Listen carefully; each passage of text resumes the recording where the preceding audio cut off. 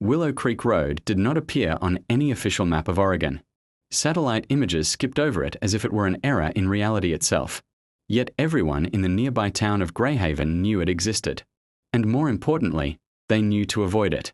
The road was a thin, cracked ribbon of asphalt slicing through miles of dense pine forest, where the trees grew so close together that sunlight barely touched the ground. Even during the day, an unnatural silence hung in the air, as though sound itself refused to travel there. After sunset, the road transformed into something far more sinister. Locals whispered stories behind closed doors, stories of drivers who vanished, without a trace, of cars found abandoned with doors still open and engines cold, and of strange, flickering lights drifting between the trees like lost souls searching for a body. No one could explain where the lights came from, only that anyone foolish enough to follow them was never seen again. Ethan Cole, a freelance journalist from Seattle, dismissed such tales as rural superstition. He had built his career exposing exaggerated myths and uncovering the mundane truths hidden behind them.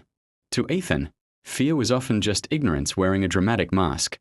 When he came across reports of 3 missing persons cases all linked to Willow Creek Road, he sensed an opportunity, one that could elevate his name beyond small investigative blogs. Armed with his camera, a leather-bound notebook, and an unwavering belief in logic, Ethan drove south toward Greyhaven on a cold October evening. The sky was heavy with clouds, and the air smelled of rain and pine. As the town's lights faded behind him, an unease crept into his chest, though he refused to acknowledge it. He had felt this tension before, on lonely highways, in forgotten towns, but it always passed. The moment his tires rolled onto Willow Creek Road, something changed. His GPS screen flickered once, then went completely black. The radio crackled violently before dissolving into a low, continuous hiss of static. Ethan tapped the dashboard in irritation, blaming poor reception. But the feeling in his stomach tightened. The forest on either side of the road appeared to bend inward, the towering pines leaning as if they were silent observers. Headlights barely pierced the darkness ahead.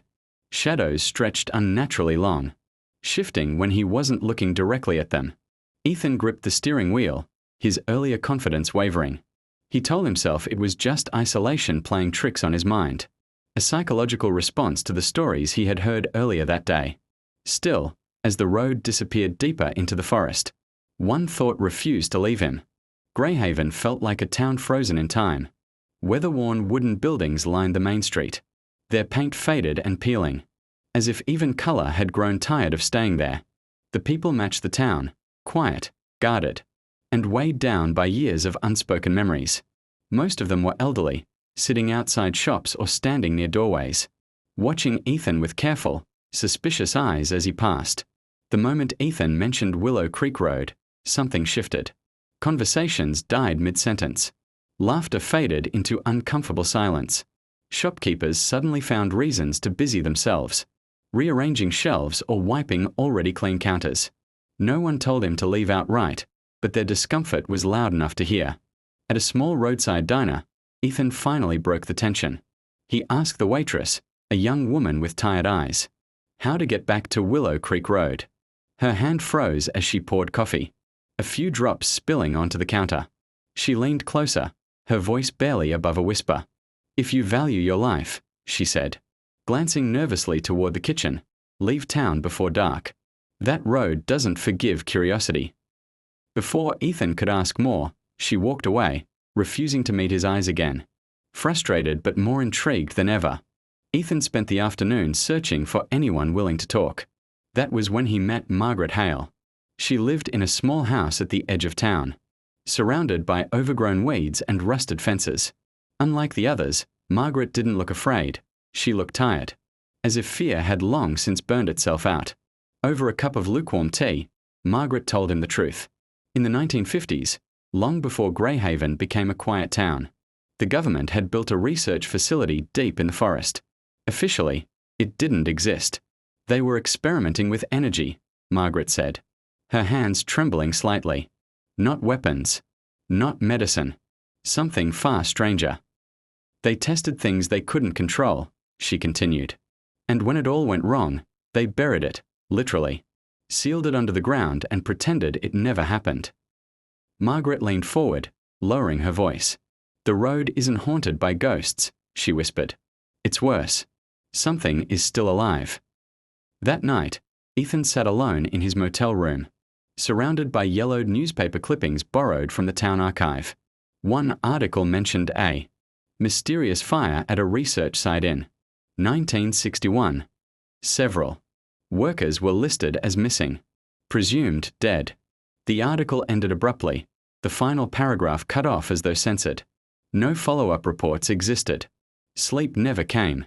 By morning, Ethan's curiosity had hardened into obsession. Logic told him to leave. Instinct told him to dig deeper. He packed his equipment, left his car behind, and headed back toward Willow Creek Road. This time, he went on foot. Night descended on the forest with unnatural speed, as if the sun had been pulled violently from the sky. The familiar sounds of nature vanished one by one. No insects chirped. No birds called out. Even the wind seemed to hold its breath. The silence was so complete that Ethan could hear his own heartbeat, loud and uneven in his ears. That was when he saw it. A faint yellow light flickered between the trees, hovering just above the forest floor. It pulsed slowly, rhythmically, brightening, dimming, like a living heart suspended in the darkness. At first, Ethan thought it might be a lantern or a distant campsite. He raised his voice to call out, but the sound died in his throat. The light didn't respond. It only drifted deeper into the forest. Every instinct screamed at him to turn back. Yet something stronger pulled him forward. Against his better judgment, Ethan followed.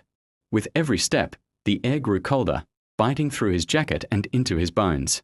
His breath fogged the air in short, panicked bursts. The beam of his flashlight trembled as his hand shook, flickering without warning. Each time the light dimmed, the yellow glow ahead seemed to burn brighter, as if feeding on the darkness. Then the shadows began to move. They stretched across the forest floor, sliding unnaturally, no longer bound to the trees that cast them. Shapes twisted and crawled along the ground and up the trunks, reaching toward Ethan's feet. He stumbled, heart pounding, convinced something had brushed against his ankle, yet nothing was there. Whispers filled the air. They were soft at first, barely audible, like distant echoes carried through walls. Then they grew louder, overlapping and fragmented. Voices, dozens of them, murmured numbers, names, and half-finished sentences. Some sounded frightened. Others sounded angry. A few sounded eerily calm. Ethan clapped his hands over his ears. But the whispers came from inside his head now, vibrating through his skull. The trees suddenly parted, revealing a small clearing. At its center lay the remains of a concrete structure, blackened and cracked, half swallowed by vines and thick moss. The underground passage swallowed Ethan whole. As he descended through the cracked entrance, the air became thick and stale, heavy with the smell of rust, mold, and something faintly metallic, like old blood. His flashlight beam cut through the darkness in shaky arcs, revealing concrete walls scarred by fire and age. Symbols were etched into the surface, not markings of warning, but of record, numbers, initials, dates, proof that people had lived and suffered here. The corridor opened into a wide chamber. Rusted hospital beds were scattered across the floor, their restraints hanging loose, leather straps stiff and cracked with age. Some beds were overturned, as if their occupants had fought desperately to escape. Shattered glass tanks lined the walls. Their thick panels exploded outward, frozen in a moment of violent rupture.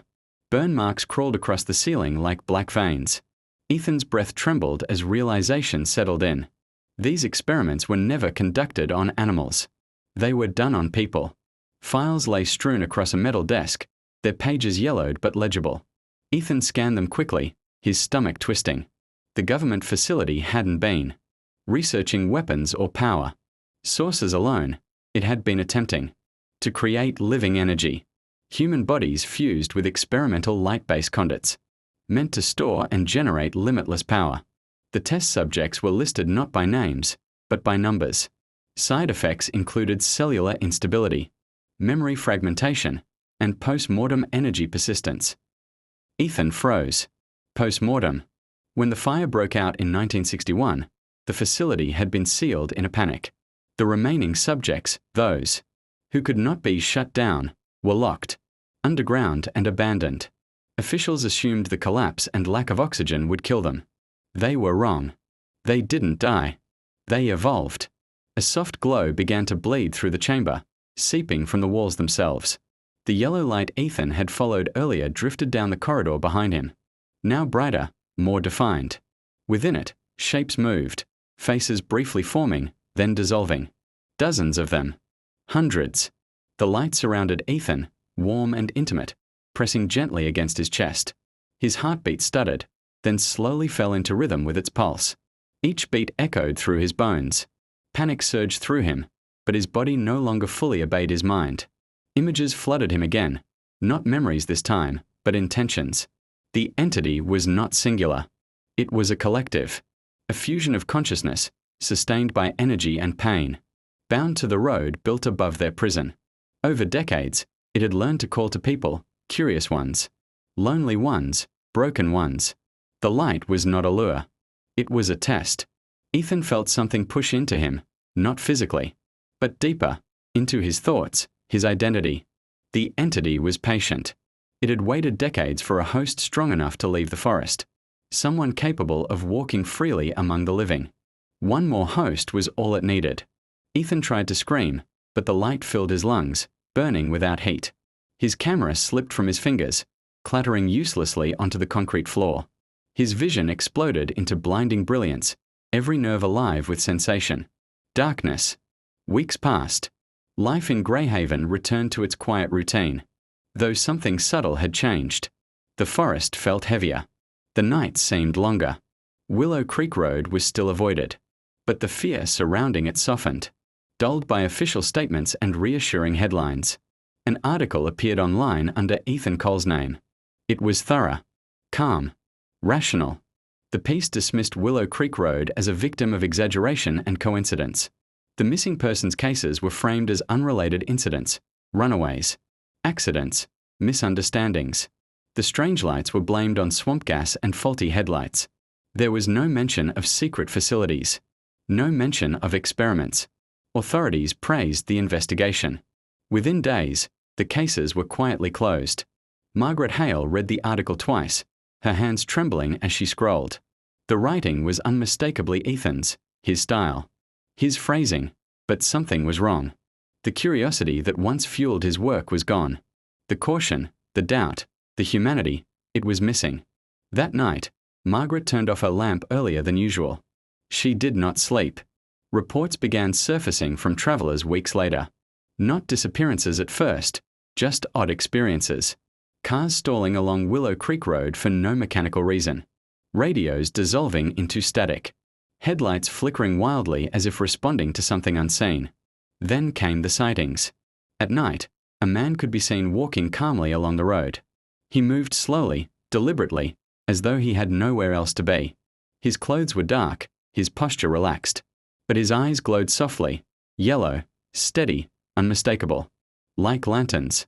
Those who rolled down their windows to ask if he needed help felt an overwhelming sense of peace, a warmth, a certainty that everything would be okay if they simply stepped out of the car. Some did. They were never seen again. Deep beneath the forest, the light pulsed stronger than it had in decades. It had learned how to move now, how to speak, how to lie. Through Ethan, it observed the world it had been denied for so long. The road had chosen a new guardian, and it was no longer content to